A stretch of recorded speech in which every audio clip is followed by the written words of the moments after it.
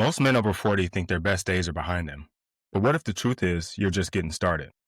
Don't move. Keep it locked. You already know. You're listening to the Forfeit Fatherhood Podcast. And we're having conversations with dope dads covering the 4 pillars of fatherhood. We call it the Fit Fatherhood Formula. Faith, family, finance, and fitness. That's right. These dads are setting the pace in business and fatherhood. This show isn't only about the outside success. We're getting down to who you are. Gentlemen, it's time to get fit. And now, let's get into the show.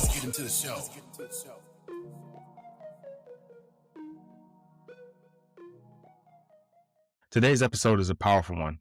I'm joined by Ben Brown, the founder of Body Systems and the creator of Prime Fit OS, a system that's helped thousands of people lose over 15,000 pounds and, more importantly, reclaim their confidence, energy, and purpose. Ben has spent over 2 decades coaching everyone from professional athletes to Fortune 500 execs to busy dads just trying to find their edge again.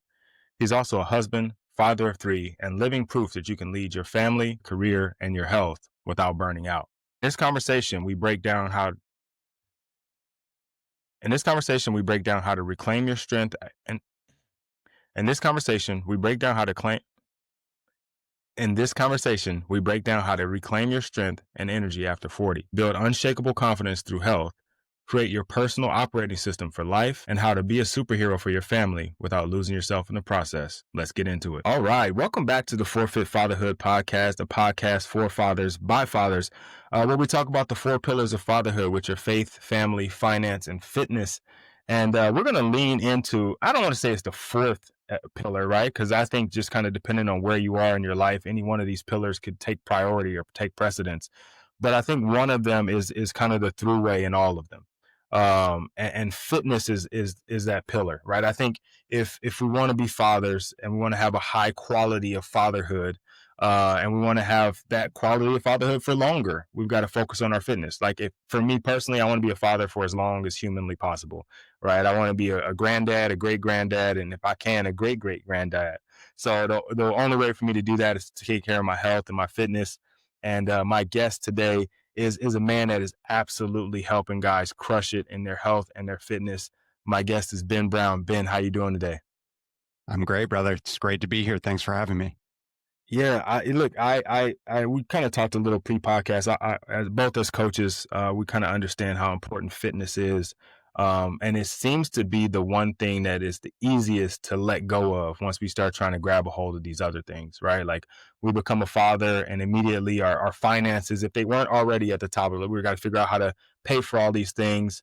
We are leaning into our family because now we're a new father, and that's important. Both of those things are important. And it seems like fitness is the thing to go, right? Like we just don't make time to take care of our health. We start eating whatever is out there, whatever is the easiest to get to. We don't work out the same way. We stop kind of caring how we look, and we ignore how we feel. And then fitness kind of goes away. So kind of let us know a little bit about yourself, and then kind of talk a little bit about what the work that you do with fathers. Yeah, absolutely. I mean, just with respect to kind of what you were talking about, a lot about letting fitness go by the wayside. I mean, one of the things I observed through my youth was that very thing happening with my father. And, when I was younger, we would go to the gym together. We would do, like, I grew up in Minnesota. We would do some mountain bike races together. He kind of got into road bike racing a little bit, but at the end of the day, he was pretty overweight, not super healthy. And so I kind of witnessed it firsthand in terms of the implications of him not taking care of his health on his attitude, on his, demeanor, on our relationship, on his relationship with my sisters and the family. And at the end of the day, I think it just intrinsically was really something that I didn't want for myself. Especially, I mean, we're pretty close to the same age, growing up in the 80s, right? It's like we were indoctrinated with Sylvester Stallone and Arnold Schwarzenegger and Jean-Claude Van Damme and like all these dudes, They were my idols, and so what guy didn't want to be jacked and treaded and, ripped and in great shape? And it sort of was the pinnacle of the 70s and 80s, I think, were the pinnacle of manlyhood and everything that, like, what was represented as being a fit, healthy man, father, husband, all of that kind of stuff. And so anyways, all of that to say, I feel like that's just kind of been part of my ethos Mhm. growing up.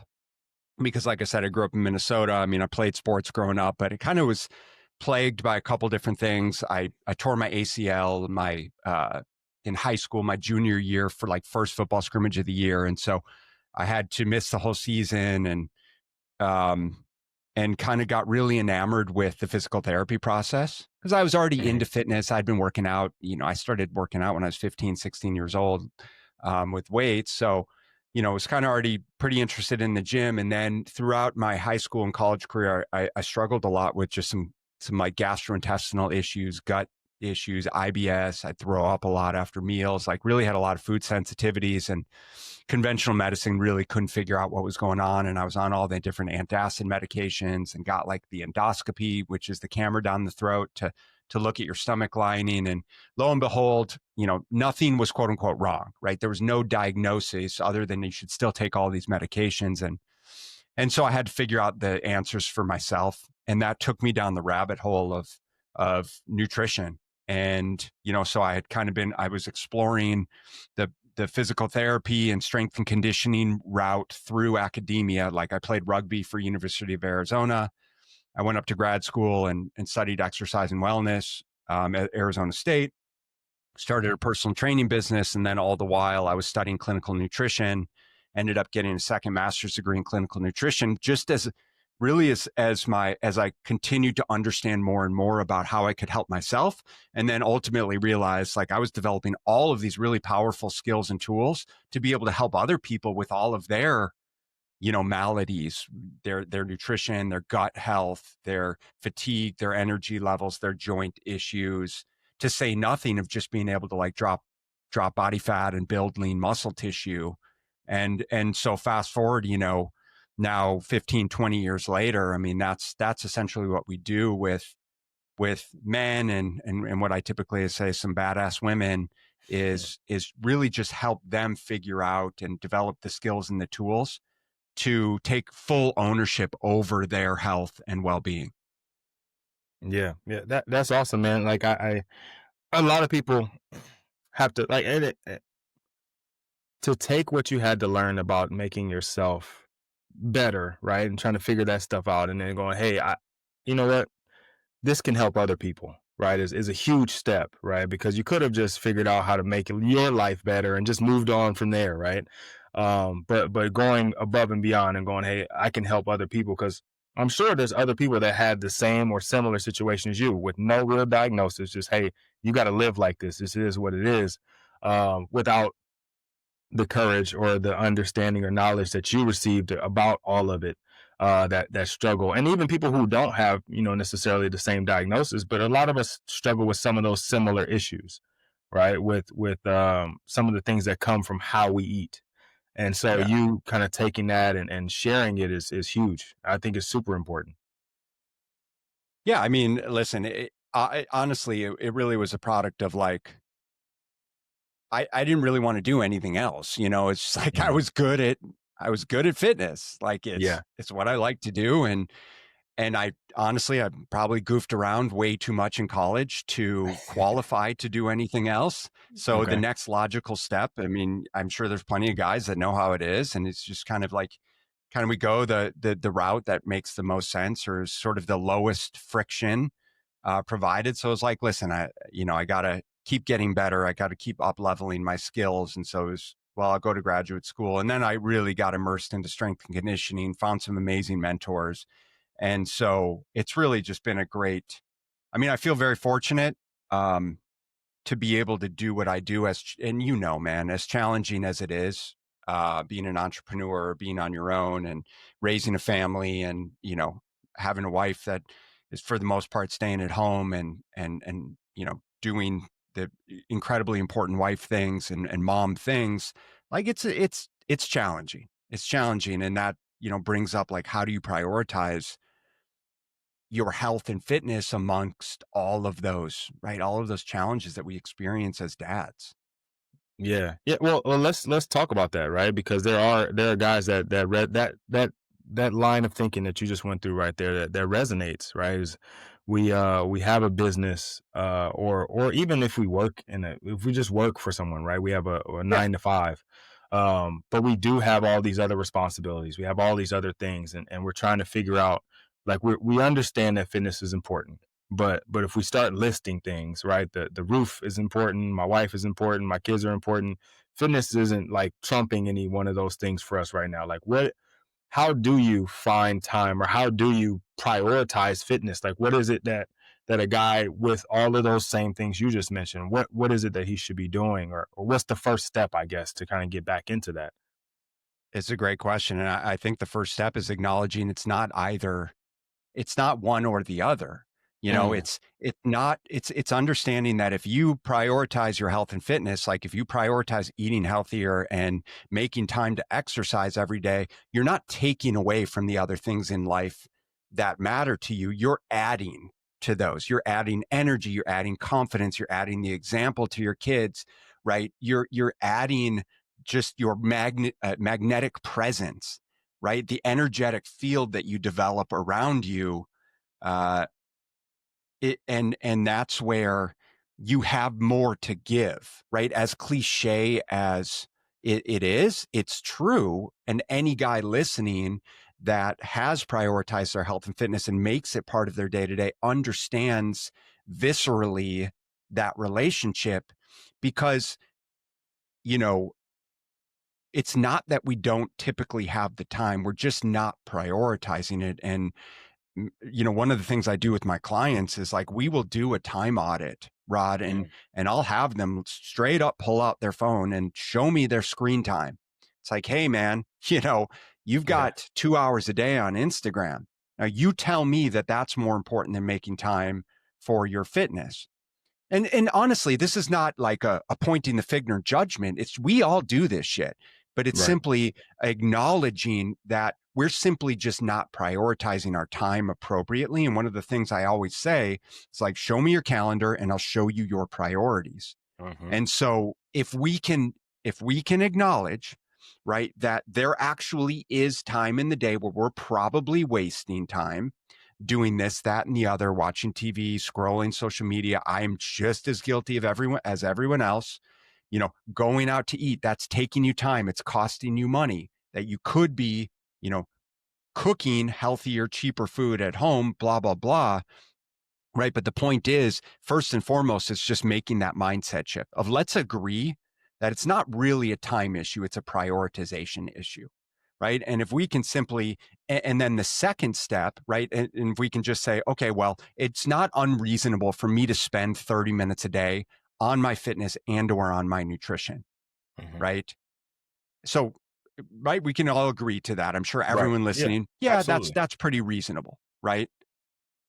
And then beyond that is then saying, okay, well, if that's reasonable, you know, then the next logical step is like, how do I strategically structure that in? And, you know, how do we start to drive some momentum from there?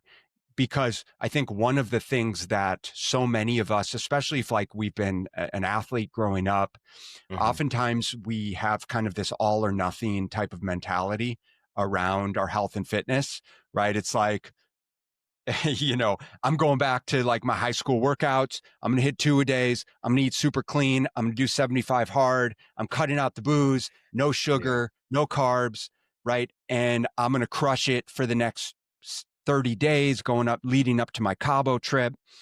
Okay, that's all good and well. And then you crash and burn either somewhere on the way, or you hit the trip, blow up by 10 pounds from eating and drinking and come back and you're like, yeah, I'll start again after the new year or whatever.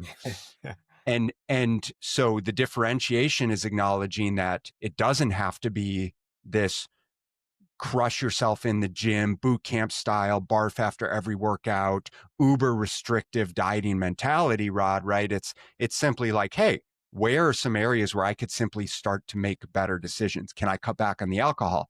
Can I start to eat more protein? Can I add some more vegetables? Can I stop snacking between meals? Can I stop picking off the kid's plate? Can we stop eating out so frequently and start making healthier, lower calorie meals at home? yada, yada, yada. Right. Does that make Mhm. sense? No, 100%, 100%. I think there's a lot to kind of take from what you just said. One, it's a mindset, right? And that all or nothing mindset. It's almost like the idea of perfection, right? Like perfection a lot of times prevents progress because if we're chasing being perfect, if we know we're not going to be perfect in this instance, we just won't do it. Like we just won't touch it, right? If I can't get 2 hours of a workout in today, then I'm not going to work out. If I Right. can't get 2 days in, I'm not going to work out. If I can't eat completely healthy, well, then I'll wait till Monday, right? And so that happens to a lot of us, and something that I think is important is to kind of shift from, like you said, from all or nothing to maybe always something, right? I do the same Yeah. I thing with like guys that. I work with is the time audit, right? And we'll look at it and the same thing is screen time, it's Instagram, it's YouTube, it's Netflix or whatever. And the argument I get is, well, it's not 2 hours straight, right? Like I don't have 2 hours straight. I'm not watching 2 hours straight. But I'm like, okay, well, let's look at it. Well, if we look at your calendar, yeah, you don't have 2 hour blocks, but you have these 15-minute blocks that you're spending doing Instagram scrolling, or you're watching half a show on Netflix or whatever. That Yep. very same 10 or 15 minutes could be a walk. Yep. It could be an EMOM, right? Every minute on the minute, you knock out, Yep. whatever exercises. That's a 10-minute workout. That's it's gonna move the needle in the right direction versus, the doom scrolling that you're probably gonna do. That's gonna get you in a negative mindset because you're comparing yourself to some other person in their life and their Yep. highlight reel on Instagram. Yep. And that's a hard one for guys to wrap their heads around because it seems harmless, right? It seems harmless in the moment, in these small kind of instances. But when you look at it, like you said, when you look at screen time for the day and it's 2.5 hours, you're like, man, you do have time, right? Like, our biggest argument is that we don't have time. But the reality is time is kind of all we have, Mm-hmm. it's the one commodity or the one thing that we all have. Like we all don't have the same amount of money. We don't all have the same amount of resources. We all have the same amount of time. It's a matter of how you prioritize and use that time. Yeah. No, I couldn't. You said it so well. And I'm not going to, pretend for a second that it's not challenging when you have kids and you have a career. Like Mhm. it is. It really is challenging. My wife and I, we joke a lot because we have a couple friends who don't. How many kids do you have, Rod? I have two girls. Yeah. So we have a couple friends who they don't have any kids. They've been married for years, and I can't imagine what life feels like because every time you talk to them, you're like, "How you doing? Like, what's going on?" Like, "Oh my God, I'm so busy." Yada yada yada. I'm like, bro, you do not know what quote unquote busy feels like until you have kids, you have your career, you have the extracurriculars, you have the sports, you have, eh, to say nothing of all the finances involved. We've got one kid in volleyball, we've got another kid in dance and theater. And yeah, it's wild, man. I know, I Actually, know. my oldest, she's about to get her driver's license. And so now we're looking at like car insurance. It is insane. It's insane. So anyways, but the point is, it's like, I'm not saying for a second that it's not challenging. It is. Mhm. And that's fine. It's supposed to be challenging, but it's an opportunity for us to really dial in like what's important. And one of the things that I think is so magical, Rod, that I know you'll agree with me with is really what happens when guys and women and mothers and fathers find that level of intrinsic motivation and momentum around their health and fitness, around the daily walk, around Right. starting to establish some more structure around their meals, around how good they feel, around how they start to sleep better, their joints stop hurting so much. They start to like what they look in and how they see themselves in the mirror. They can see that future identity for themselves. They start to see their kids start to mimic those behaviors, right? And it's this feed forward cycle.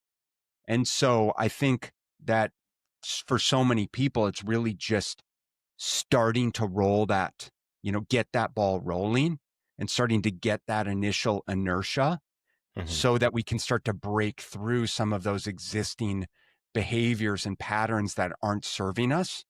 and start to literally roll into some of the behaviors and skills and tools that are going to, create our 2.0, 3.0, 5.0, 10.0 version. Yeah, yeah. I kind of sticking with that. I kind of got two questions for you. So a lot of the guys listening are in their 30s, 40s, 50s, and they've achieved some level of success, but at this point now they kind of feel drained, right, with all of the things that are going on. So my question is one, what's the first step to help them kind of get that spark back? And then two, you mentioned patterns. Like, what are some of the patterns that you see that kind of lead them to losing that edge? And I guess what is it that gets it back, right? So I guess that what helps them get it back, and what's the first step to getting to that point, I guess. So, yeah. So just I'll answer the first one. So the first step in helping them get their spark back, is that right? Yeah, uh-huh, uh-huh. So I think it's acknowledging what you want, right, and why it's important to you. So what specifically is it that you want? Like, I think as we get older, there's a lot less focus necessarily on like six pack abs, right? Like what guy doesn't want to look better with their shirt off? Like we want to look leaner, we want to have muscle definition, we want to have lean muscle mass, we want to feel strong. I think that's certainly a goal for every guy, but it's not like the most important goal. Right. Right. And I think for a lot of guys, it's giving themselves permission to be okay with that not being the number one, but rooting a little bit deeper into like, well, why is this shit even important to you? Like, are you ready, willing, and able to make the trade-offs that are going to be required for you to experience the level of success that you say that you want? And Uh-huh. candidly, it's just like laying it on the table of helping them acknowledge that it is in fact something that's important, because you said that you want to be able to go for bike rides with your daughters. You said that you want to be able to walk your daughter down the aisle. But right now, you're in a position where if you keep going down the same path, you're not going to make it to your daughter's wedding based on the blood work that you said that you just got, your doctor's recommendations, the way that you look and feel. Like, so let's just put our cards on the table here, bro. And, that's of course further down the spectrum. But then there's a lot of guys that are like in the early stages of that kind of stuff. Like, how do you want to look? How do you want to feel? What do you want your life to look like? Right? How do you see yourself showing up in the world? What level of how do you want to give, right, to your community, to your family, to the things that are you say are important to you? So I think it's just highlighting those things first and foremost, and Mhm. then kind of building the roadmap. And that tends to spark enough motivation and sort of real world acknowledgement of like, okay, this is something that's really important to me. And if we can agree that it's not something that's going to happen overnight, we're not going to do this in 30 days. We're not even going to do this in 6 months or a year, but this is going to be an ongoing process. And that feels a little less aggressive and a little Mhm. more realistic for me to acknowledge. Now, don't get me wrong. We can get a lot done in 6 months, a year, but ultimately it's, who do I need to become in this process, right? How do I develop the skills and tools and behaviors to be the type of person that's going to be lean, healthy, and strong for my daughter, for when I walk her down the aisle in 15 years, or 20 years? Like, that's the type of dude that I need to start to figure out what those behaviors look like, and start to mimic those behaviors right now. And that seems to be a pretty good um, sort of logical association Mhm. and next step for guys to want to be able to commit to the process. Okay. Okay. All right. Now let's say I've kind of reasoned that, I put the cards on the table. I'm ready to go. I have my why, right, which is what's kind of what you're talking about. Like, why are we doing it? But I'm 40, right? What, as they used to say, we're over the hill, right? I'm on my way down. You got hormones and recovery and all these things are different now that I'm over 40, or at least I think they are. This is what they've told me, right? And like, Yeah, right. let's just say I don't know for sure if they are or aren't, but I feel different. It's not like my 20s where I used to hit the gym and I go hard for a couple weeks and lose, I can lose the weight easy. right? Or I had the energy to bounce back for the workout tomorrow. Um, One, I guess, are there differences once you hit 40? What are some of the changes in maybe hormone, sleep, recovery, those kind of things? And is there something that we can do to help overcome that? Yeah. So it's without question that things change as we get older. And what we do in our 40s probably shouldn't look like what we did in our 20s. Our joints aren't the same. Our recovery isn't the same. We've been through a lot of stress. We are going through a lot of stress. We have decline in hormones. Sometimes we have a decline in lean muscle tissue. Um, and so, fundamentally and metabolically, there are absolutely unequivocally some changes, but it doesn't mean that you're over the hill. And it definitely doesn't mean that you should accept feeling like shit in your 40s, 50s, and 60s. What we need to do is acknowledge that we need to be that much more diligent about our nutrition and our training and eating smarter, training smarter, recovering harder, and ultimately optimizing for our hormonal function at this age.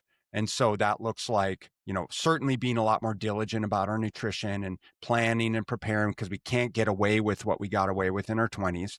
From a training standpoint, generally it means, like when I say training smarter, it's generally really being conservative about the amount of volume that we're training with, the types of exercises that we're training. I tend to favor a lot more machine-based training. I'm but but really like the big exercises that can be really challenging, like barbell back squats, deadlifts, barbell bench press, overhead pressing.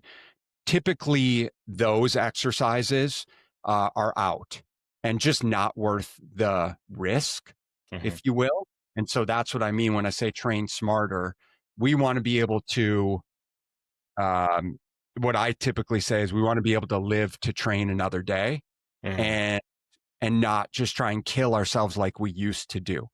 And so it's much more strategic in the amount, the volume of training, the types of exercises that we're doing, so that our joints can actually recover and we can keep coming back and creating the stimulus day over day. And then from a hormonal standpoint, uh, Rod, from a hormonal standpoint, it's absolutely, at least with the guys and gals that we work with, it's really having a kind of a medical support team of being able to actually look at hormone optimization and saying, listen, dude, just because your testosterone is quote unquote normal, at 45 years old, doesn't mean it's optimal, because you can feel like shit with a normal testosterone. And by the way, like normal testosterone ranges are from like 250 to 900 or 1,000, right? Which is this ridiculous range for total testosterone.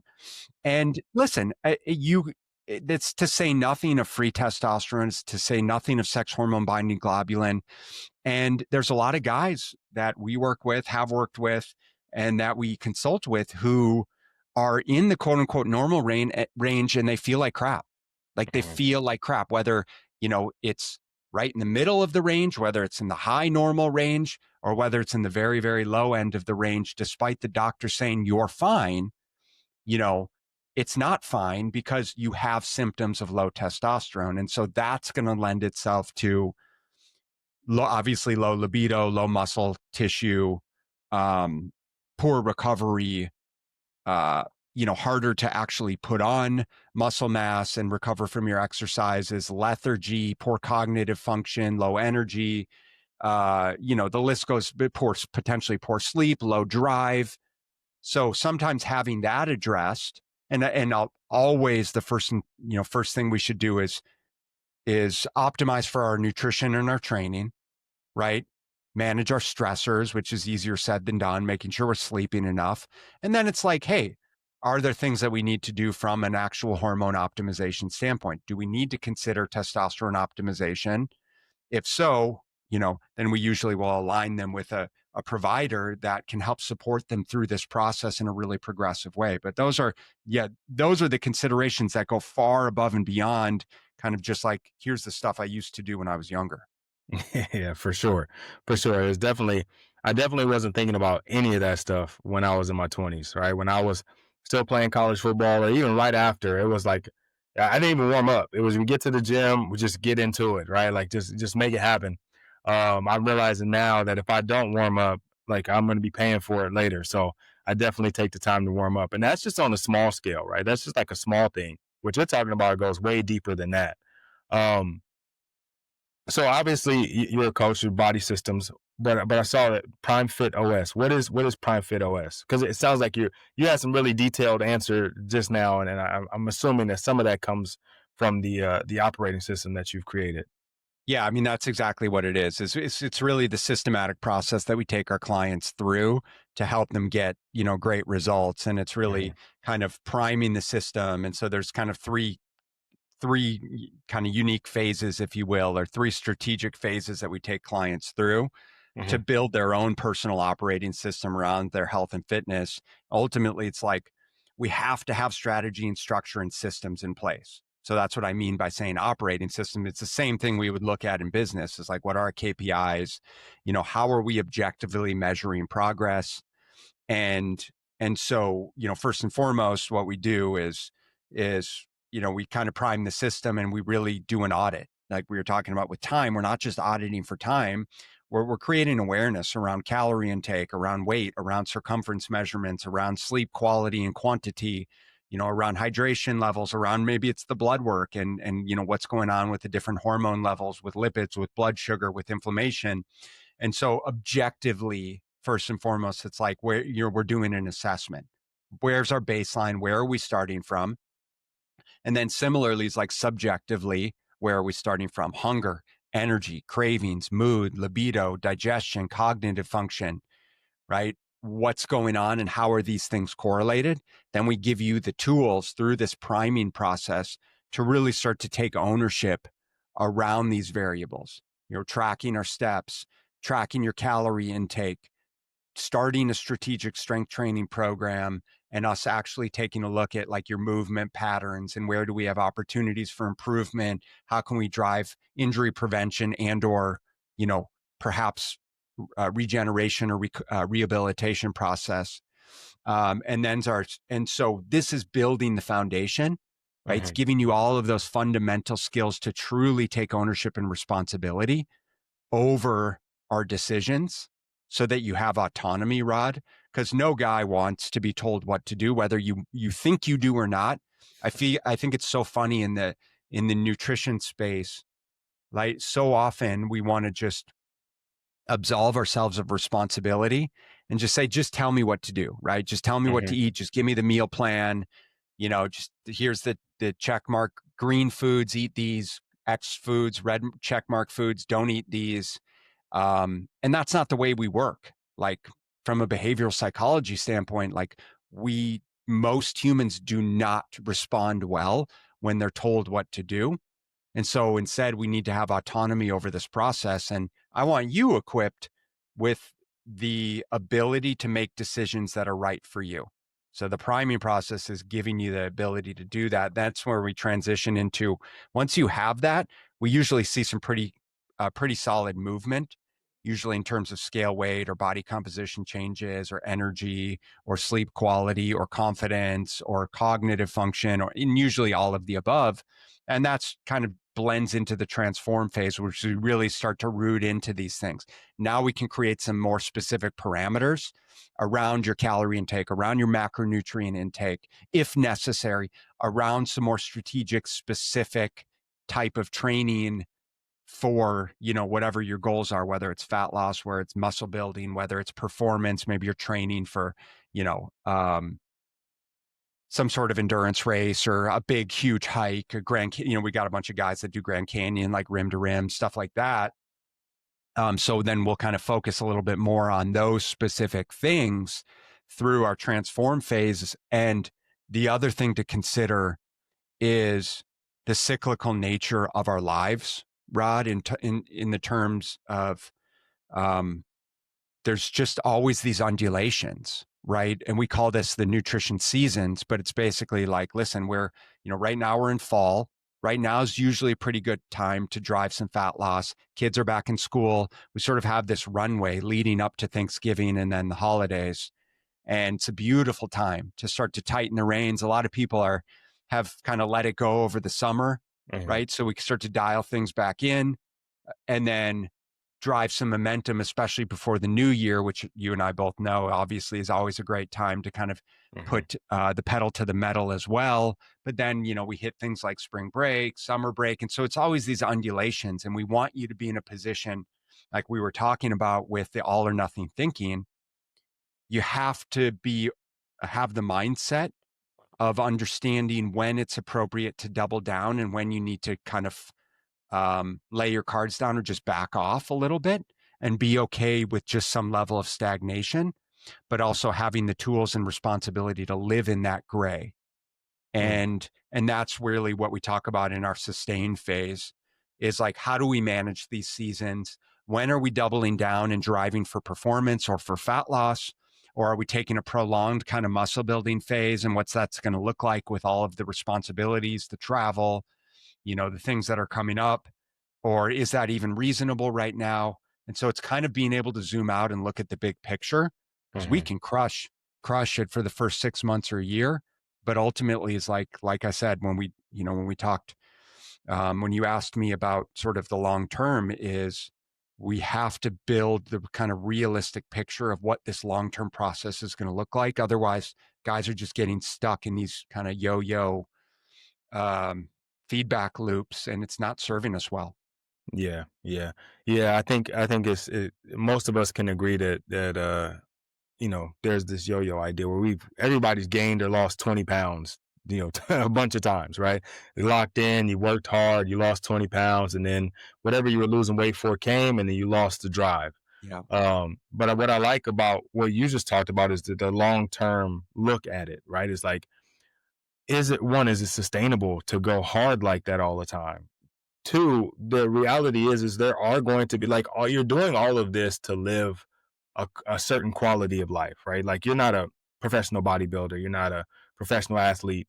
And so you're not always driving for performance, right? And even professional bodybuilders, they have their off season where they just kind of eat whatever they want to eat, right? They have downtime. But the reality is, as a normal person, like you have to still be able to enjoy life. Like you still want to be able to go to a birthday party and have a slice of cake, or you want to go out with your wife and have a glass of wine or two, or you want to watch the game and have a beer and eat some barbecue. Like you still need to be able to enjoy life. We're working on our body and our health and our fitness to have a better quality of life, not to have a restricted quality of life.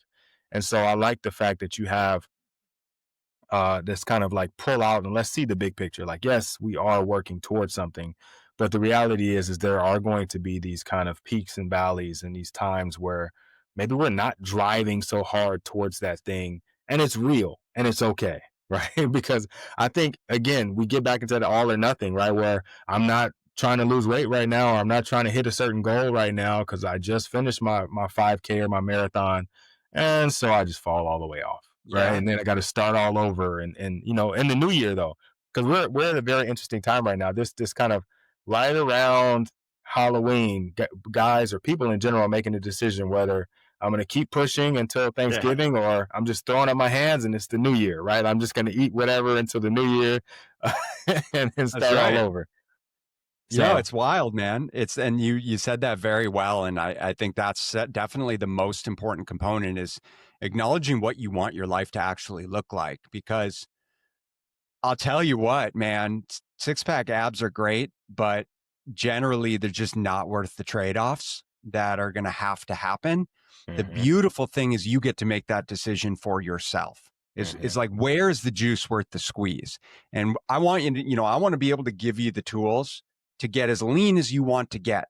And if at any point, we get in a position where you're just like, I'm miserable, like I'm restricting myself, I'm in a bad mood around my family, I'm not able to eat the meals that I want to eat, we can't go out as a family, I feel like I'm reticent to travel, which, by the way, are a lot of the trade-offs that are required to get to the level of leanness that a lot of guys think that they want or need to be at.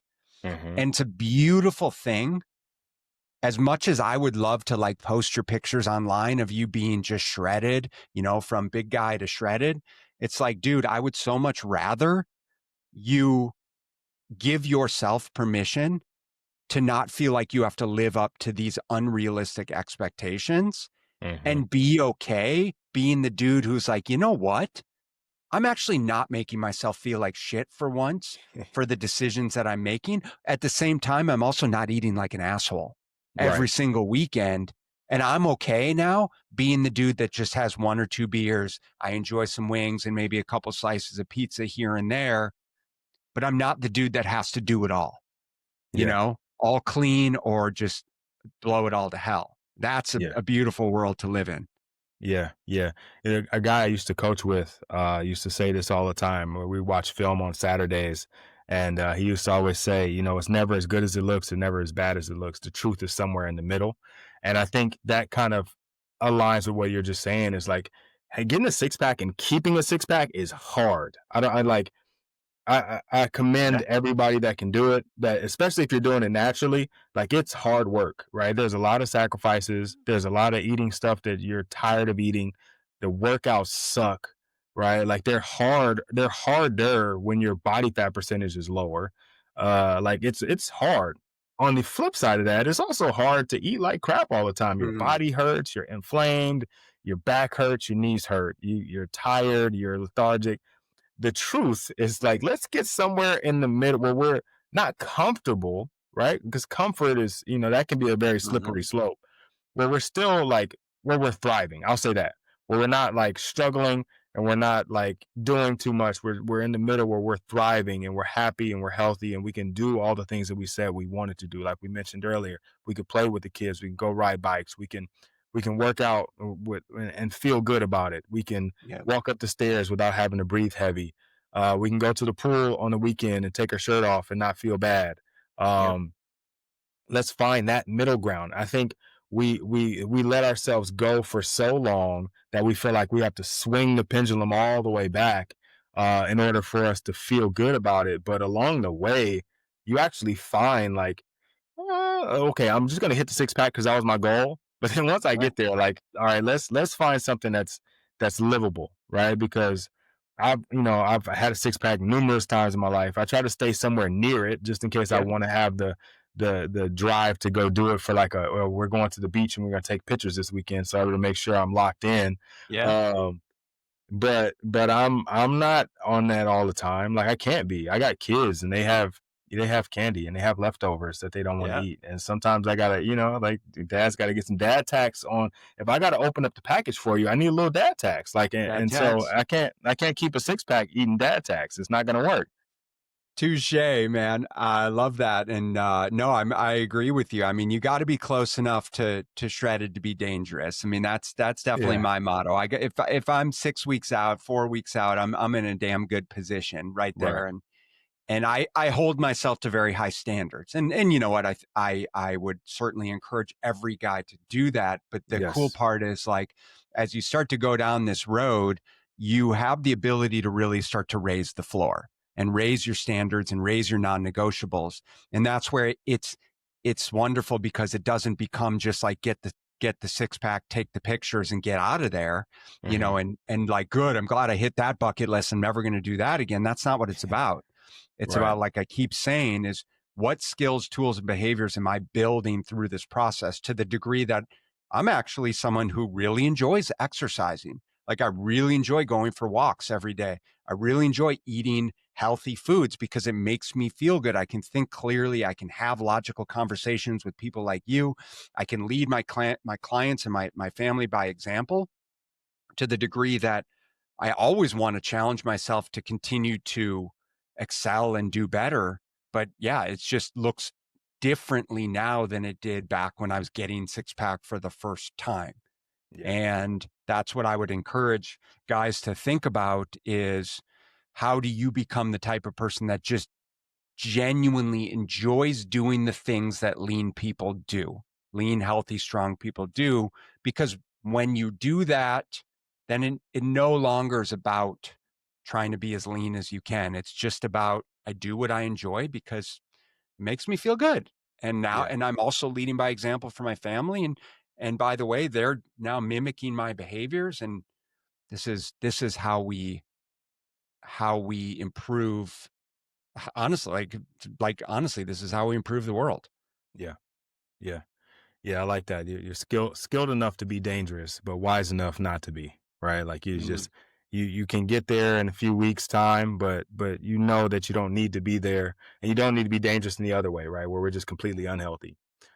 You mentioned non-negotiables, and so I want to ask you, what's one of your non-negotiables, like one of your habits that you practice that keeps you high energy, or that kind of keeps your leadership sharp as a dad and as a coach.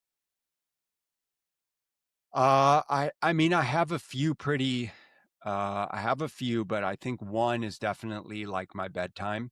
I'm Mm, pretty big stickler about getting to bed at, 9 p.m. is kind of my, like, if I had it my way, it would probably be like 8:30, but again, I got kids. Like last night, I was trying to get to bed at like 8:39, and everyone was in the bedroom, and we were goofing around and stuff as much as I wanted to. You kind of got to appreciate those times. But yeah. it's definitely my bedtime because I get up early. I try and get a lot done before the rest of the world's awake. Hmm. I think that's just such a pivotal time. Um, One of my non-negotiables is definitely like really prioritizing real food as far as my nutrition is like, meat, vegetables, rice, potato, like real foods. We call them single ingredient foods as much as possible, trying not to rely too much on obviously junk food, bars and shakes, but there's a place for that stuff. Hmm. Um, and I think, just daily movement of like, hey, if I can get in um, 8 to 10,000 steps, then that's a pretty big non-negotiable for me as well. I like that. So it's because you mentioned it, I'm curious. I'm a big routine, like my nighttime routine is trash. My morning routine is much better. And I say my nighttime routine is trash is because my kids and my wife are not on the same routine as me. Yes. And so they don't, like, my daughter, my last night I took my daughter to softball practice, and she didn't finish practice until 9:30.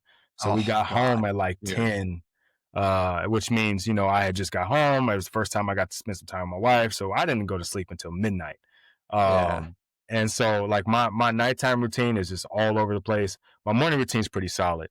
But I'm curious to know what yours looks like. And here's something I'll tell guys before you get into it.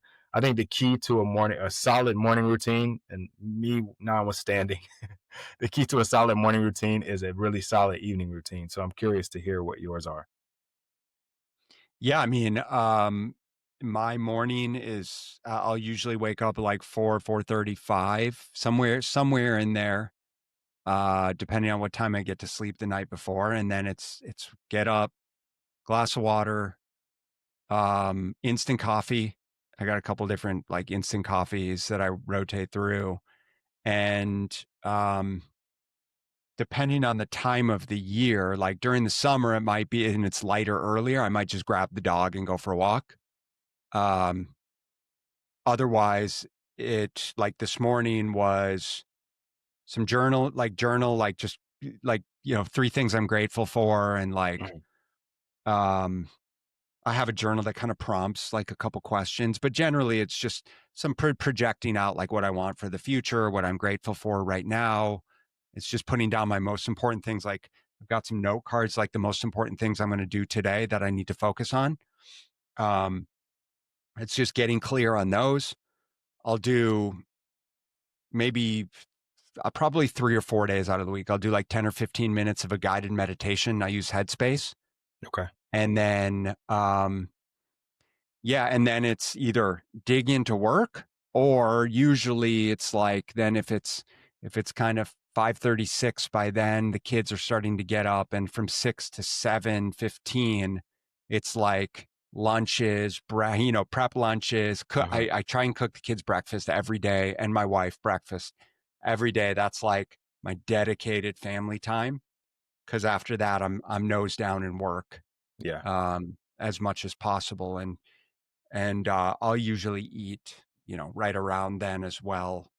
Um, So I know you asked about I think you alluded to nutrition, so I wasn't sure if you want more Hmm. details there. No, no, yeah. I just was kind of wondering what it's very similar to mine, right? We have a very similar morning routine, and I think you mentioned something that's really important because guys trying to fit fitness in is I think sometimes a stumbling block, right? Is I don't know that we all have the schedule to fit fitness in. We should. I mean, somewhere in our day it has to fit in, but I think you can create the time that you don't have by getting up earlier, right? Like you mentioned, getting up at 4:30. I get up around the same time, and it's not because I'm an early bird. I am like I naturally wake up early, and that so it works for me. But that's the only time of the day where nobody else is up, right? My kids aren't up Yeah. asking me for anything. My wife isn't. She doesn't have her to-do list Yep. out in front of me.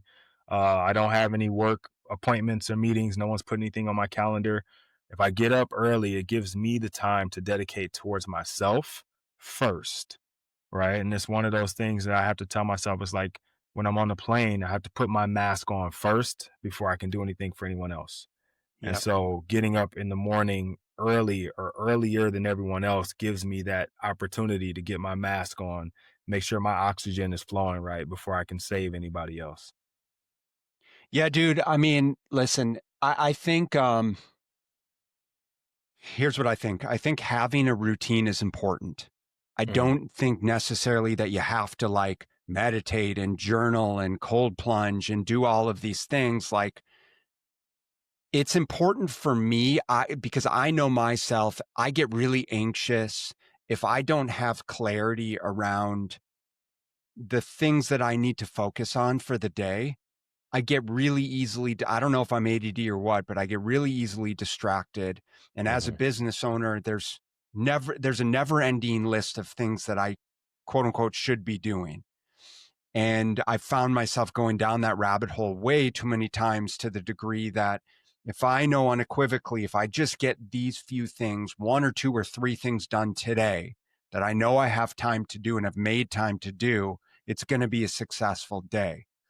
And it helps me lock that in through that kind of journaling and kind of meditation practice of like absolving myself of any of the other shit and any of the other things that I feel stress about, and just putting things into perspective. But with that said, if I couldn't justify that time and I didn't have time, like Wednesdays are a day where I have a little bit more time through the day. I don't talk to clients. I do podcast interviews. I've got a videographer coming over later. We're going to film some video, but I can train later in the day. If I didn't have the time, I would absolutely train early. I would get up, drink my water, probably grab some, essential amino acids, and I would train first thing in the morning to have it Hmm. done for the day. And I see that as a really valuable tool for a lot of guys to justify. Listen, do you wake up 30 to 45 minutes earlier? You're just, I mean, let's be honest, you're laying in bed scrolling anyway. So you're sitting on the toilet scrolling for 30 minutes, Yeah. right? Like, dude, yeah, just get it done and start to build that momentum. Yeah, yeah. I think it's again, we go back to mindset, right? It's just a shift in mindset or thought process of like reality is you have the time, right? It's there, it's somewhere, right? Like it's somewhere. It may be hiding from you, or maybe you have blinders on and you can't see it because it's wrapped up in something else, whether it be responsibility or your identity, or whatever it is. Because for me, um, sometimes I let fatherhood, right, that identity of fatherhood, like stop me from seeing time, right? And what I Mm, mean by that is, and I'll explain it.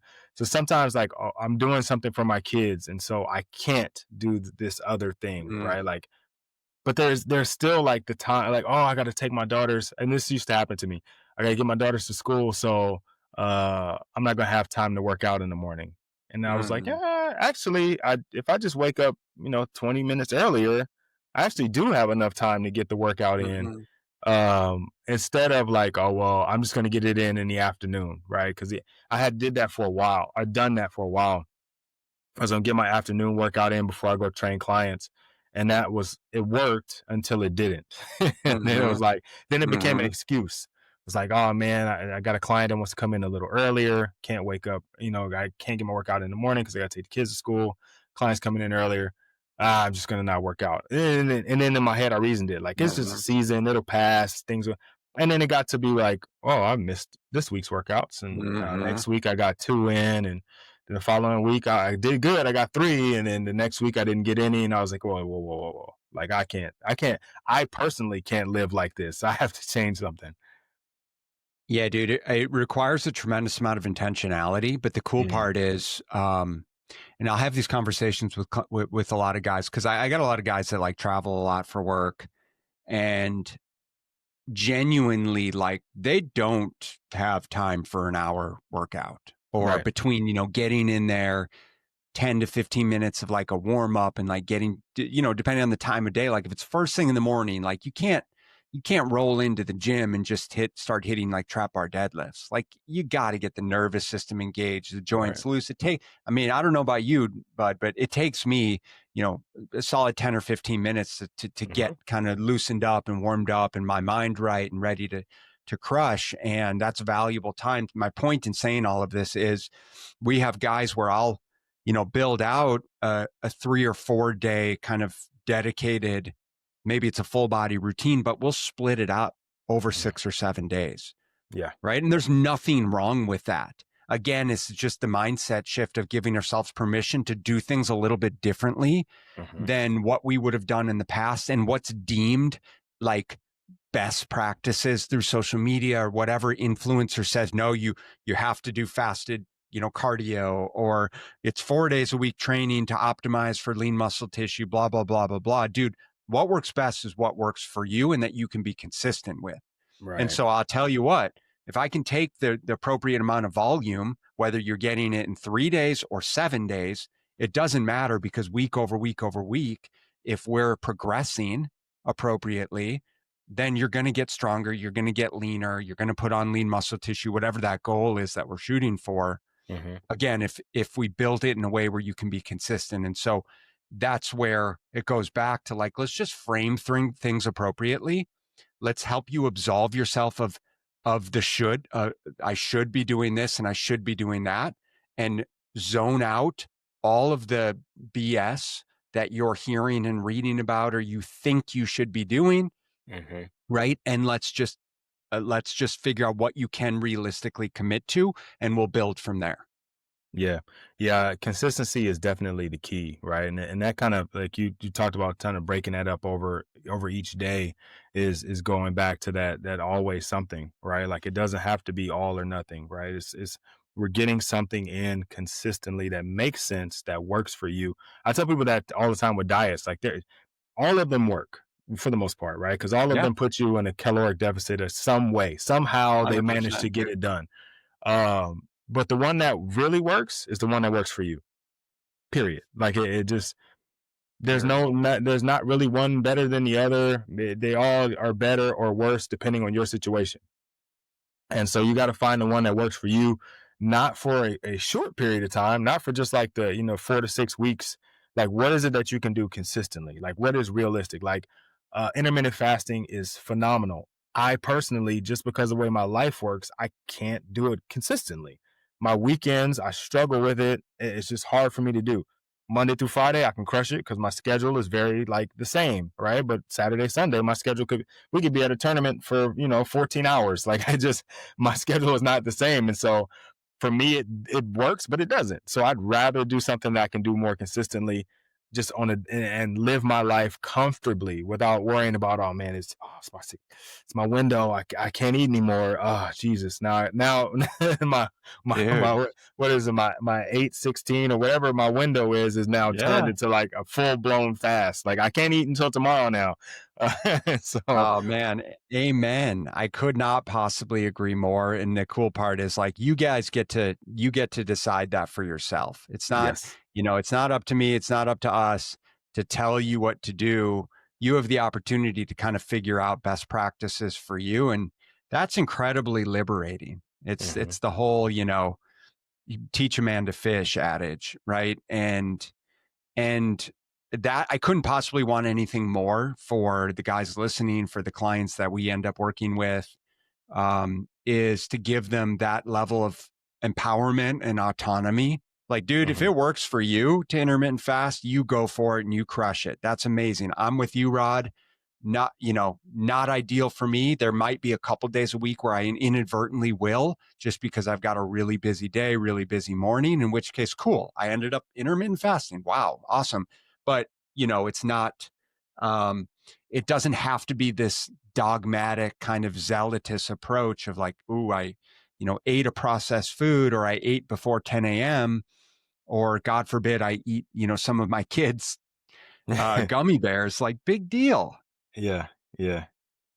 Yeah, I think that's important to note. That you have to find what works for you. All right.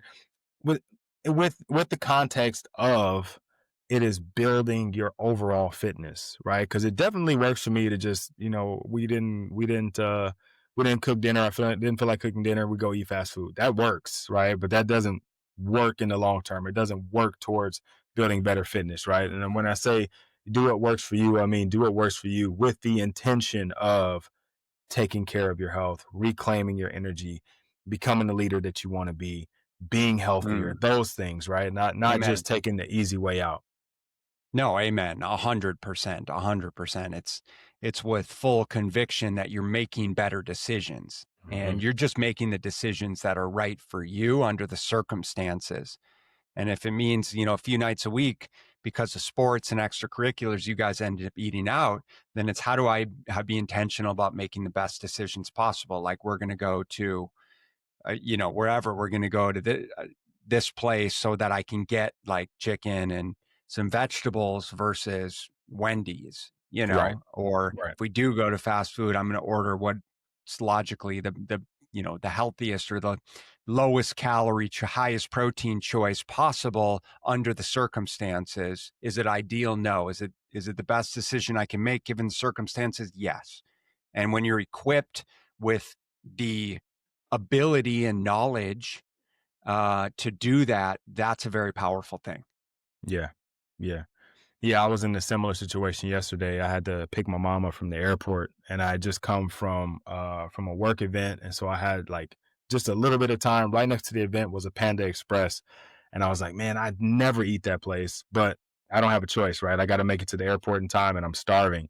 So I went in and I got the teriyaki chicken, which they list as 33 grams of protein. So I was like, Uh, winner, and mixed vegetables. Like, it's not ideal. It's not like I made the chicken. I know exactly what's in it. I didn't make the vegetables. I don't know exactly what they put in it. yeah. But looking at the little buffet of things, those are my best options, right? And so I went in and made the best possible choice with what I was presented with. Not the best choice in like overall, but the best of what I had. And that's what we're talking about. Is like Mhm. sometimes you're going to be put in a situation where it's not ideal. You're not going to be able to have a home cooked meal. You're not going to be able to get a full 2 hour workout in, or 1 hour workout in, or even a 45-minute workout in. But what is it that you can do intentionally with what you have available to you to push the needle forward in the direction that you want to go? Well said. Yeah. Couldn't agree more.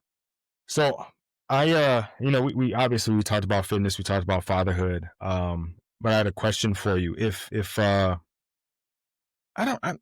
If you had one thing that you wanted to share with guys, whether it be fitness or fatherhood or both, that if they're listening to this podcast and they made it to this point, or if they didn't hear anything else, right, and they're Mhm. just tuning in right now, like they had it on while they're at the gym, so you listen to a podcast at the gym, you just hear like you hear a Mhm. few words here or Mhm. there, right? But for whatever reason, they're locked into this moment right here. What is it that you want them to hear?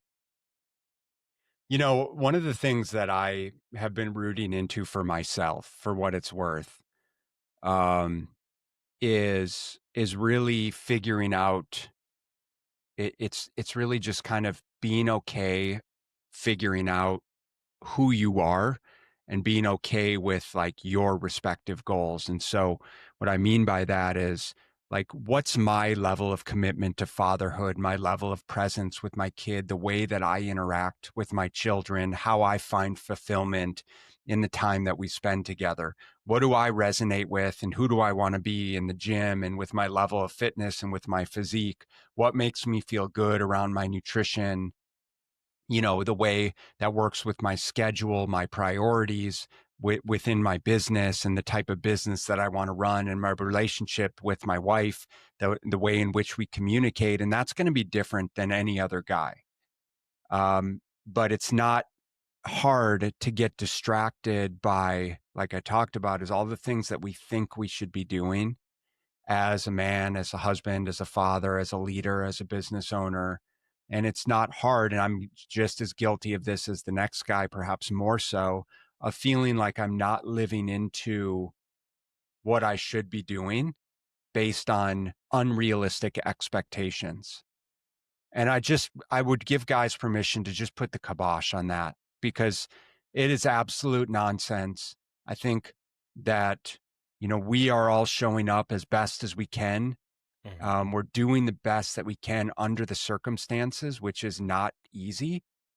And as long as we're making concerted efforts to get better, to improve ourselves, to lead by example, to show up with that level of energy and confidence and magnetism and self-belief, and be a better husband, father, leader, like, you can't go wrong, because you're going to grow. You're going to put yourself in challenging situations, which is going to help, reinforce and build new skills and behaviors and kind of ways of thinking about things. And so for me, that's kind of more of really what I would say to myself under, based on the question, is just like, dude, you're doing a good job. I know that you're doing your best. Keep trying to get better, and stop giving yourself such a hard time over things that you aren't doing, that you should be doing, that probably are unrealistic for you to do anyways. I think that's great, man. I think that's great advice for anybody, right? At any stage of life, health, fitness, fatherhood, leadership, is to kind of always reflect back on that, right? Is you are doing, if hopefully, right, you're doing everything that you're wanting to do or trying to do, with the intention of being better. Give yourself some grace, right? There's going to be times and obstacles, and you're not going to always be perfect. You're going to slip up here and there, but the intention and the effort and the intensity at which you attack life is there, then you're okay, right? You're doing the right thing. That's it, man. I mean, no one's going to be harder on ourselves than we are. Right. And I don't think it's, I think we need to challenge ourselves, and there's always things that we can improve upon. But as long as we're aware that we are, putting in the effort, and we are prioritizing things appropriately, or at least taking the steps to consistently improve, then that's the best that we can do. I love it. I love it. Hey, I really appreciate you taking the time to come and share with us, to talk about something that's so important to all of us.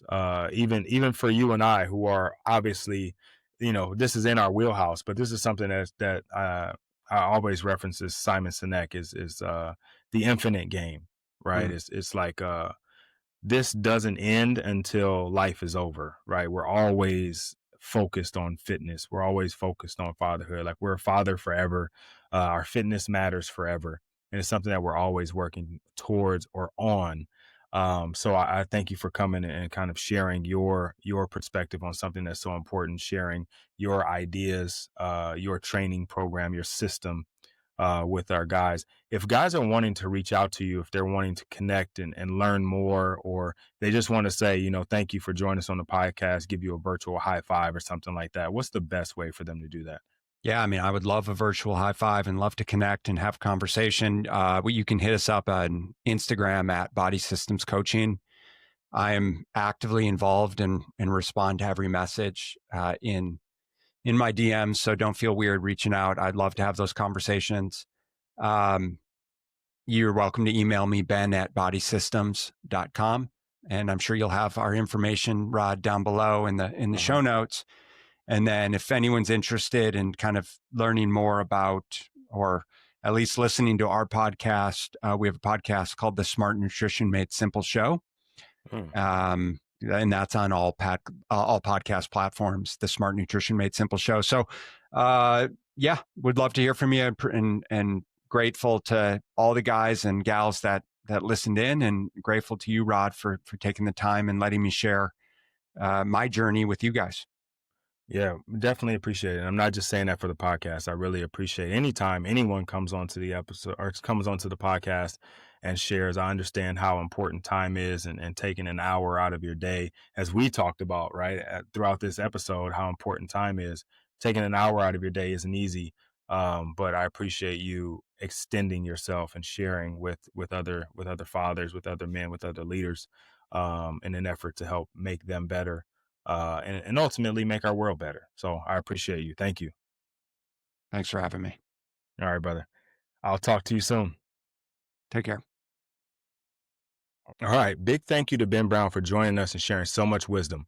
Fathers, remember, your health is the foundation of your leadership. You can't pour into your family if your cup is empty. If today's episode hit home, share it with another dad who needs to hear it.